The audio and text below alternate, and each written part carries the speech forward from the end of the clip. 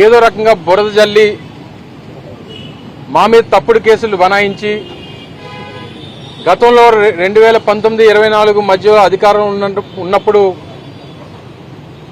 ఏదో తప్పులు చేశామన్నటువంటి చూపించేటువంటి ప్రయత్నాన్ని గడిచినటువంటి 15-16 మాసాలుగా కూటమి ప్రభుత్వం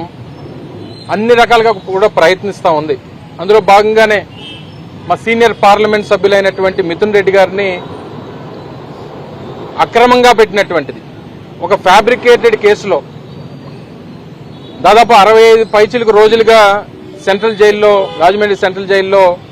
వారిని రిమాండ్లో పెట్టినటువంటి విషయం మీ అందరూ కూడా చూస్తూ ఉన్నారు. ఎవరో ఓరల్గా చెప్పినటువంటి ఒక స్టేట్మెంట్ని ఆధారంగా తీసుకొని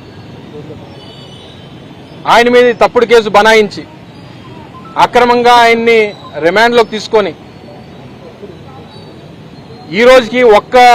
ఎవిడెన్స్ కూడా బిల్డప్ చేయకుండా ₹1 ఏదైనా అక్రమం జరిగిందా అనేటువంటిది కనీసం బిల్డప్ చేయకుండా ప్రూవ్ చేయలేక కేవలం